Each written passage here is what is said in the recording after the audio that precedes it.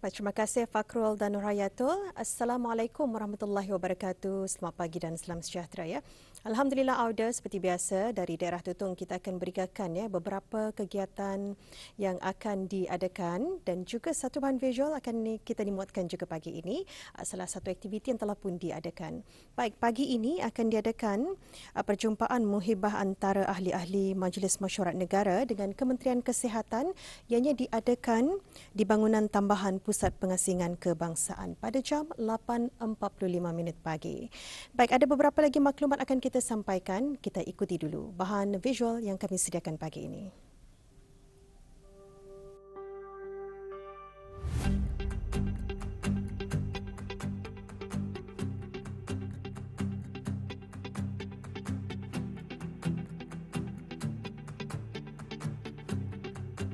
Hidup bermasyarakat saling perlu memerlukan dan saling bergantungan antara satu sama lain tanpa mengira status, pangkat, bangsa, agama, miskin atau kaya.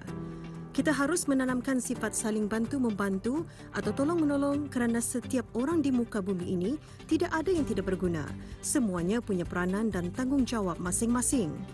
Pepatah Melayu ada mengatakan, berat sama dipikul, ringan sama dijinjing, yang bermaksud susah dan senang dialami bersama. Pekerjaan yang berat akan terasa ringan apabila dikerjakan bersama-sama.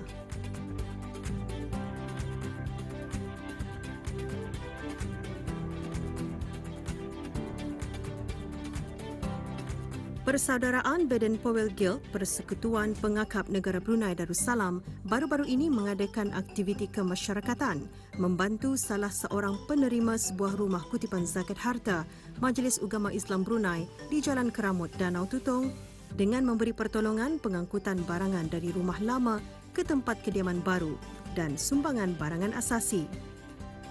Penyerahan sumbangan disempurnakan oleh Pengiran Dr. Haji Muhammad bin Pengiran Haji Damit selaku pengerusi ahli jawatankuasa tertinggi Baden-Powell Guild Pengakap Persaudaraan diikuti dengan para penyumbang lainnya.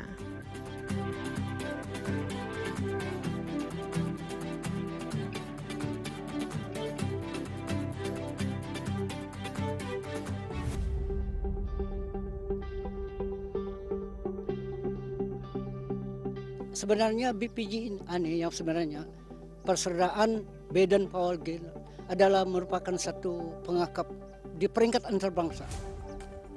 Jadi ianya menjurus kepada dalam bidang yang kami lakukan masa ini seperti mengadakan aktiviti kemasyarakatan dan membantu golongan-golongan orang yang tertentu lah di negara Brunei Darussalam.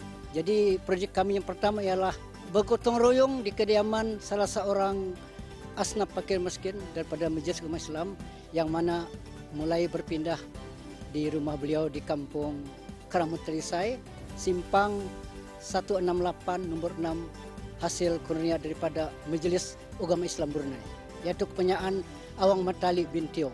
Para kalangan dermawan yang sudi menyumbangkan pada pagi yang mulia ini terdiri daripada ahli-ahli pengakap persaudaraan BPG, yang kedua Persatuan Warga Mas Belait, yang ketiga Perbekal, dan yang keempat Muslimah Masjid Kampung Telisai daerah Tutong.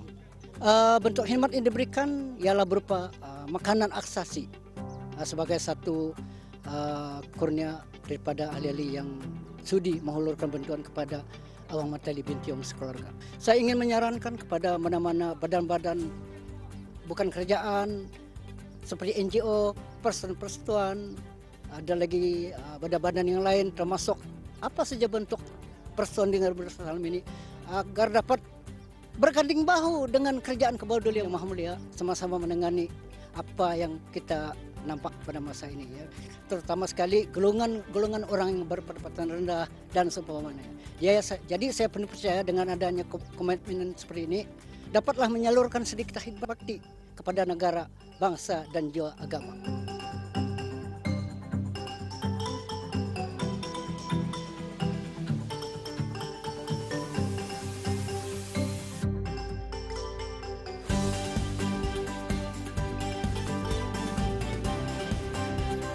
Awang Matali bin Tiong lahir pada tahun 1940. Penduduk asal Kampung Keramut sebelumnya bekerja di sektor swasta. kemudian berkhidmat sebagai pemandu ambulan dan menjadi pengawal keselamatan selepas bersara di sektor kerajaan. Beliau juga merupakan salah seorang ahli Persatuan Bulan Sabit Merah pada tahun 1952. Saya daripada Persatuan Perang Merah daripada tahun 57 sampai sekarang pun masih lagi dalam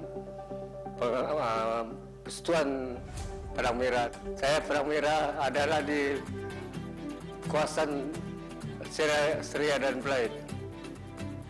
Semasa itu saya masih bertugas dalam SEAL dalam tahun 70-an. Terima kasih pihak kerajaan membinakan saya sebuah rumah untuk saya diam dan keluarga saya, yang mana keluarga saya ada di tangan saya masa ini. Terima kasih juga pengakap yang ada menolong pada saya.